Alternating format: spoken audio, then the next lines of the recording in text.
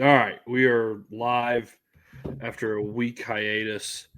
All right, let's talk about it so far, and I know I've said this to you previously. It's been a quiet spring. Hopefully, that stays the same. Hopefully, we'll see. Outside of the ETN stuff, Right. which really wasn't to me not that big of a deal. Um, so let's talk about Georgia spring so far. What we've been hearing. We'll start off with you and give us your thoughts. Yeah. Quiet in terms of, nobody's blown out a knee, knock on wood, or experience. I think Puglisi, new freshman quarterback's been limited with some injuries that he had in high school, but he's still out there able to practice, I think. So outside of that, no injuries, which is a good thing so far. Of course, we got a little ways to go before we get to G Day and get out of it. The other part that I'm hearing, and it is not a surprise to me, but Georgia offensive line evidently is dominating the the defensive line. Yeah, so let's talk about that real quick, since that was one of the first things that we talked about, or should talk about. I know if you've been paying attention to Kirby's press conferences, he's talked.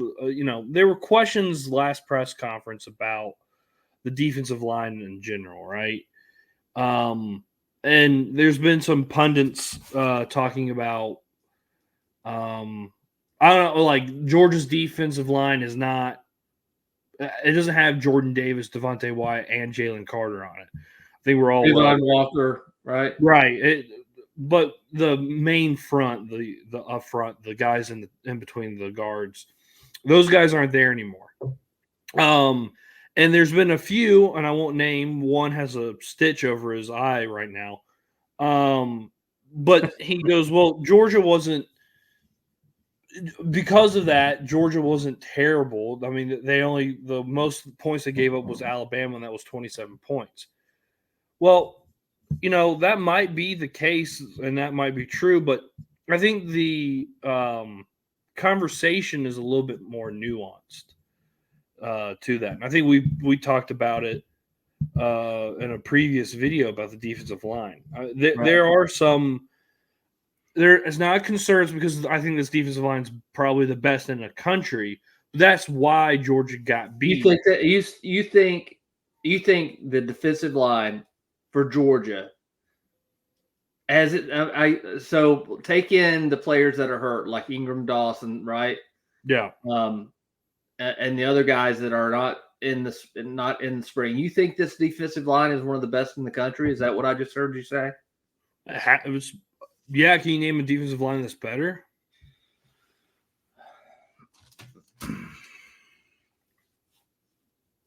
I mean, I don't know. I'm probably not adept enough knowing all the college football teams out there to be able to speak to that. But I don't know. I would not put Georgia's defensive line as one of the tops in the country. Well, Nazir Nazir Stackhouse, who's left that we know of, and Ingram Dawkins, Nas, Warren Brinson, Brinson. Jamal Jarrett, um, Jamal Jarrett. Who's the other guy I'm forgetting? He's number 50 something, right? Yeah, 55. Yeah, he's pretty good too. Yeah, that's pretty bad. Yeah, we're out of rhythm because of this. But anyway, all I'm saying is they got solid, what I would say is solid players. But they don't have a dominant. I don't think they're dominant like they were. I think that's the difference. Well, no, they're not dominant, but I'm telling you, go and look around the country and tell me that there is a defensive line, top to bottom, as talented and as good as Georgia. There's not. All right. There's not. There's just not that many great. Now there might be a great defensive lineman on a team, but there's not five great defensive linemen on one single team like there was in 2021 for Georgia. There's just not. So it's a nuanced. That is why Georgia lost to Alabama. I agree. So, the play has to be better, but I don't think there's a better defensive line in the maybe Missouri's last year was pretty good. Jury's but damn good. How about Texas? What are they bringing back? I know they had nothing. Their defensive line is not good. They're so overrated. If you really want to talk about that, and that's not me being biased because I hate Texas. That's just objective. I saw what Seattle, what Washington did to them. I wasn't that impressed. SEC team wouldn't do that against Washington. Just saying. Just pointing out some stuff. That's all I'm saying. All right. So I think it's a nuanced conversation. I think there's a lot of young guys on the defensive line. And whenever you have an experienced offensive line that Georgia has, especially early in the spring, when they know the playbook, it's going to be hard. Well, here's the other. Yeah. So I guess what you're getting to is the way to look at this is as glass half full. And Kirby said this: our offensive line is pretty damn good, and that means our offense, based on what we're hearing. When you hear Kirby Smart say, "We got to let that cat play," or Bobo told Kirby, "We got to let that cat play," talking about Beck, and you've got a veteran offensive line, and you've got a deep wide receiver core, a decent running back group, right? Yeah. But more than decent. I'm being that's sandbagging a little bit. They're good.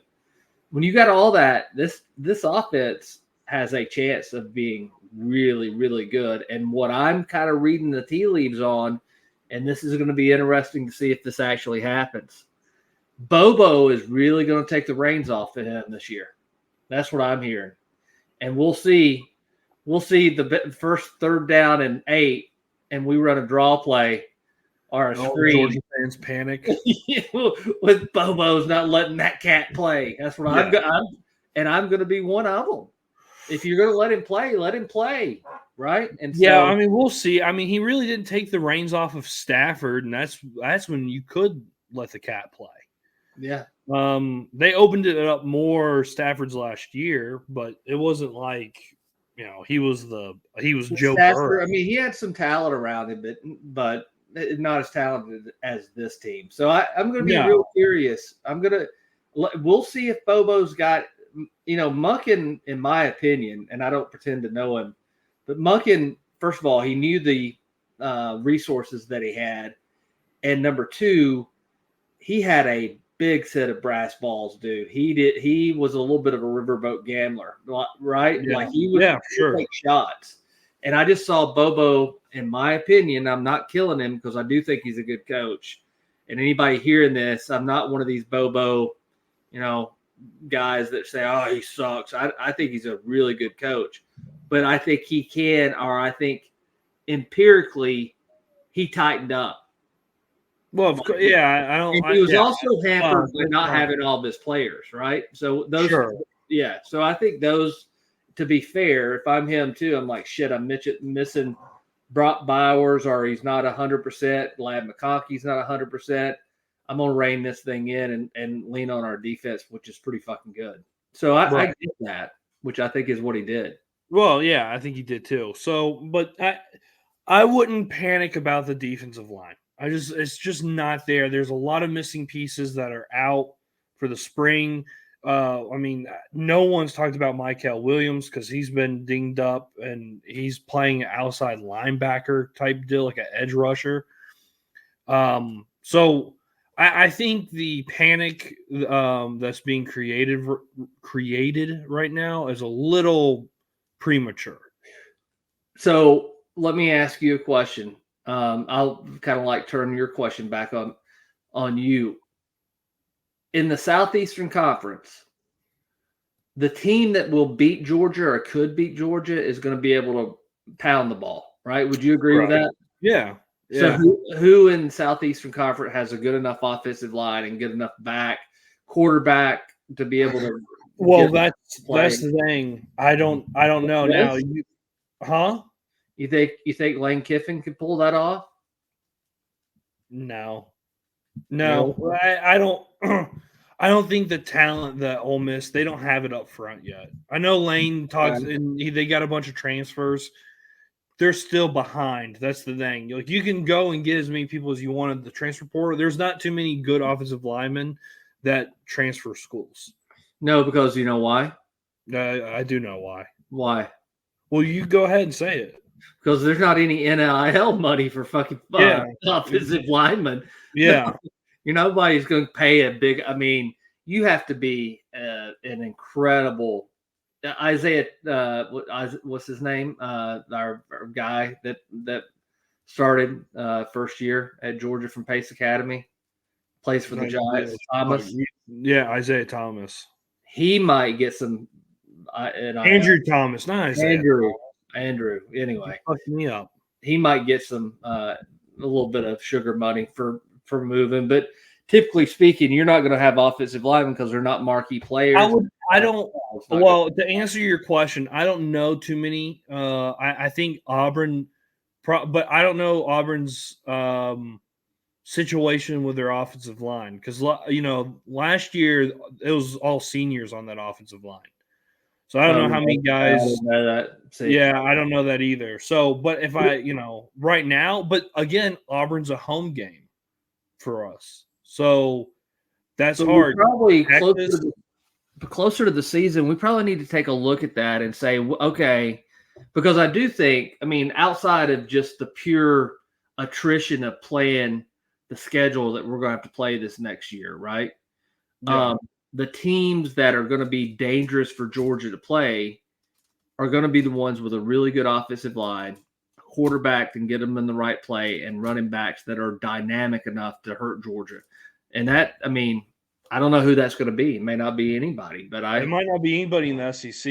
I mean, that's kind of like there's not really that many great returning quarterbacks in the SEC. Ole Miss, Missouri, that kid's returning. But we don't play Missouri. Ole Miss we do play, but like it's late November when we play them, so who the hell knows, where things are at that point. Texas, Quinn Ewers is a really good quarterback. That's I also have Carson Beck. I would say Quinn Ewers is probably the best quarterback. Did you hear Butt Ballou, by the way? No. Yeah. Butt Ballou was he ranked his top 5 quarterbacks in the Deep South, and that includes the ACC. Oh, okay. That's exactly the order he had. He was like, they're going to say, Ballou, you're a homer.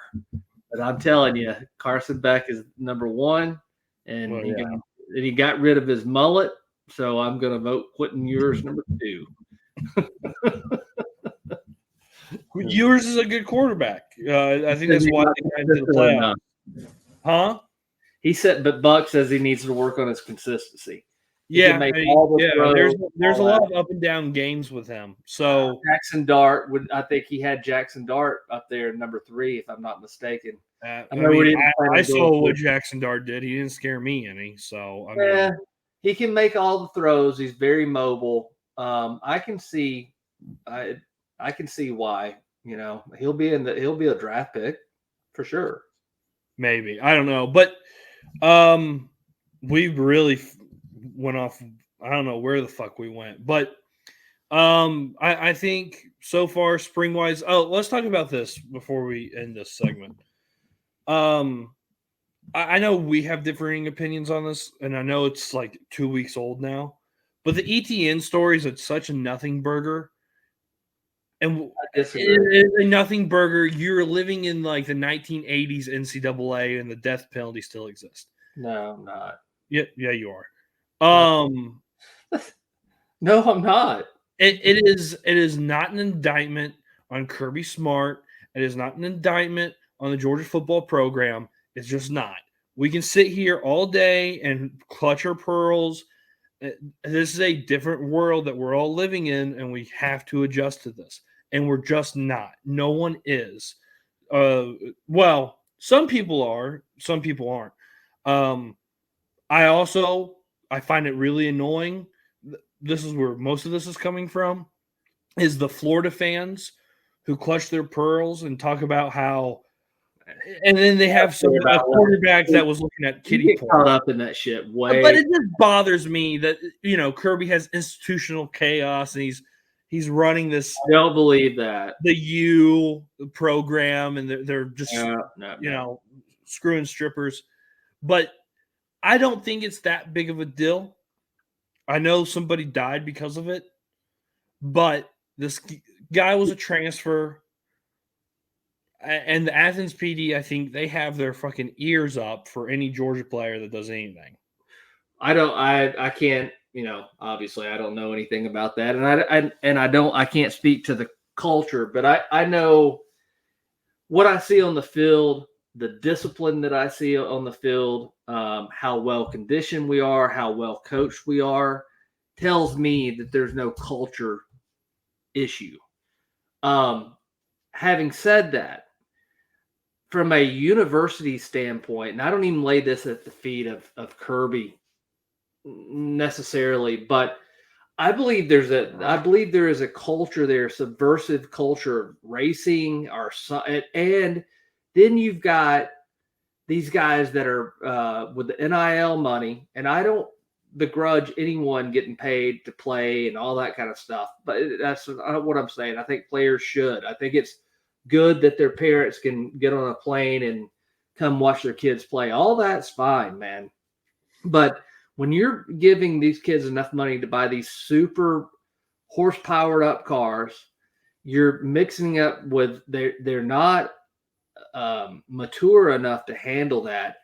And then I don't know what it is at Georgia specifically, but it sure does seem to be a recurring theme. Number one. Number two, if I were the University of Georgia, and again, I'm not the brightest bulb in the box, but I would say to every player, and this would be all sports, how much would this cost, dude, in Athens, Georgia? Say, hey, no matter what the circumstances are, here's an Uber account. And you just call Uber, and the University of Georgia is going to pay for it. And it's anonymous. In other words, we're not going to track, because a kid could say, well, fuck it. Coach Smart's going to find out I'm out at 3:00 in the morning and I'm here. No, it's all anonymous. Just use the damn Uber service. I mean, there's some things that I just see and who was it to ask Kirby about that Uber thing? Finish one more thing. Yeah, it's really bad that Kirby comes out and calls ETN a leader and really, fit into our culture. And then fucking the next week, if I were Kirby, dude, I would hit the ceiling.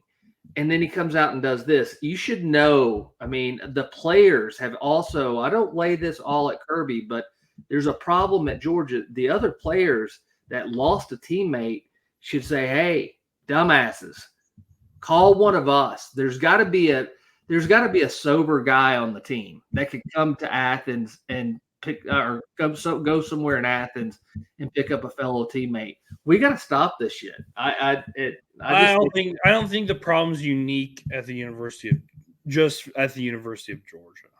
I think we'd live in La La Land if that was the case. I think it goes on everywhere. I think also, here's the other thing. I think that shit's fucking covered up by a lot of places. If we're just being honest. Like Columbus, Ohio. I'm not calling them out. Yeah, Columbus or not. Yes. They'll see somebody and go, oh, you're Ohio State. Pull over. Let me call somebody for you. Yes. 1,000%. And I'll tell you another thing. I also think it's covered up by the media a ton too at other places. I just do. Because you don't hear, and maybe because we live in a little insular world and we don't really branch out, but I don't see any other players getting popped as much as Georgia, but that could just be because I live in Georgia and I follow Georgia football day in, day out. So I know it seems to be a problem at University of Georgia. But though you have media members, and I'm not going to call out certain media members, Chip Towers, but you have certain media members that have a hard on for that stuff.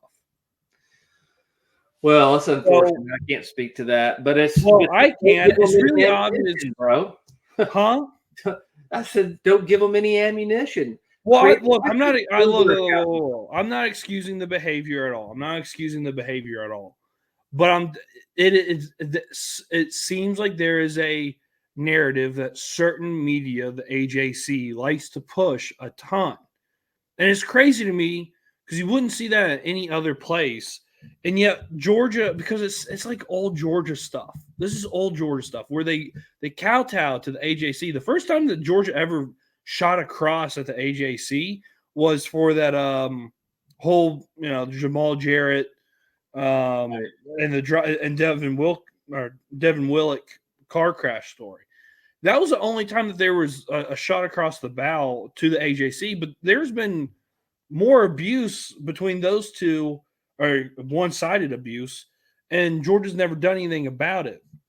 And you see other coaches, Steve Spurrier, you can look that up on YouTube, where have you ever seen that clip on YouTube? No, I don't know what you're talking about, actually. Oh, he told everyone to cut their cameras off, and somebody kept their camera on in the media press conference, and he laid the wood on some South Carolina reporter and the news organization and went to town on them. Oh, really? Yeah, and just fucking destroyed them and started calling out all their issues that they have.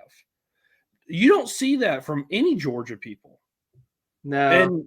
And I in one way I get it, but that's an old Georgia way, the Georgia way. It is. That we always do. And it's really annoying because then you get into this shit. I'm not excusing the behavior. I think you're right. I think there is an issue. I know Kirby was asked about the Uber. Oh, I think that was Cellini and Domino that asked him about it, right? Yeah, probably. Yeah. I think that's a good idea. But again, like Kirby said, and it's not excusing the behavior. It's up to the player to make that decision. Sure it is. And you're trusting him to make that decision, and they don't make the right decision every single time. So I don't know. And then here's the other thing that is why I don't. The guy was a transfer from Florida, and he did it in Athens. So that means, logically, he definitely did that at Florida or has done that in Gainesville before. And either never got popped, or when he did get popped, it was just brushed under the rug. So I wouldn't say that would be the first. If somebody's inclined to do that, I would say that's not their first time they've ever done it. No, that's not the first time he's 20 years old. There's no way that's ever been the first time he's ever done that. It's a thing that you either do you either do it multiple times or you never do it. It's just one of those things. So I don't know what that means, but I think we're all living in a la land to think that this isn't the guy's first offense, and it only happens at the University of Georgia. Well, I don't know. I mean, you make some valid points. All I know is I'm tired of hearing about it, and it frustrates me because I do think Georgia has a great culture, not just good. I think it's great, but I mean, we lost multiple people to this. It doesn't seem like, again, from an outsider looking in, not on Kirby, but the whole university system they make so much friggin' money. Put an Uber account out there for these kids and do educational classes for them. And, I don't know, man. I'm just tired of seeing it. And somebody's going to end up getting hurt. By the way, again, have you heard any more? And this, you may say, let's not talk about that. That lady that moved into Athens and was going to embed herself into. Oh, yeah. Well, so we haven't even really talked about that ever on air. So I guess if you're interested in this type of stuff, this is the stuff that I'm interested in. I like media hearsay and gossip. So there's a reporter, though, I think she worked for Deadspin. Maybe it's not Deadspin, but I think she worked with an organization now that's basically defunct. But last year, after all the media reporting came out with Jamal Jarrett and the AJC writer that got clipped, what was his name, by the way? I don't know. I can't even remember his name, but he DM'd me after I wrote my story, and he got all pissy at me. And by the way, all my points were extremely valid and fact-based, and I was asking those questions, and guess what? All the questions that I asked, that's why he got fired. But that's not here or there. So there was a lady that did the Baylor rape story She was the one that I also the Ole Miss one. She's been around and she's basically embedded herself in these communities and then figured out some of the worst stuff about these college coaches, the organization, the college athletic program, covering up all these abuses. She has been living in Athens for at least a year for sure. Nothing has come up. She may have moved on to East Lansing by now. Probably. That's where I think she was the one that actually covered the East Michigan State stuff. Oh, really? I think she was the one that wrote about the gymnastics. Yeah, I think so. Well, I was talking about what's his name, but Mel Tucker? Yeah, Mel Tucker. Well, I think it's been proven in court that she might have been a crisis actor there and using it for gain. That's what Mel Tucker's alleging. We'll see if that's all true or not. His wife has this conversation has taken a right. It's taken a real big turn, but yeah, no, I mean, there's been nothing that's come out. I'd be shocked if there ever is. I mean that's one thing. I do believe in the Georgia way. I guess that was my original point, and I believe that's true. I'm going to be really disappointed if 5-10 years from now, some lady, or even sooner, writes some sort of investigative story, and we start seeing the raw reality of what's going on. I don't think that's the case, but I'm a Georgia fan, so I'm always worried about something like that. I don't think that is going to happen. I think it's pretty above board, and I think Kirby runs a pretty above board program. So I'm not going to lose any sleep over it. I think we're okay. Well, I get. All right. Well, we better get off of this. All right. By the way, don't check out Don the Dog. I think I'm actually going to release a video about why you should never work at Fansided. So don't check that out. Ban them. Block their site. It's all AI writers. For right now, I have a blog on Google Blogger. The back end stuff for WordPress is going to be up soon. Hopefully by this weekend I'll have it. So check out social media on Twitter, Terminus Sports _ATL on Twitter. For your shipping needs, go to Unishippers Atlanta. Ask for Marcus. There you go. Changed since the first video. And like, subscribe, comment, tell us that we're stupid. All right. Bye. Bye.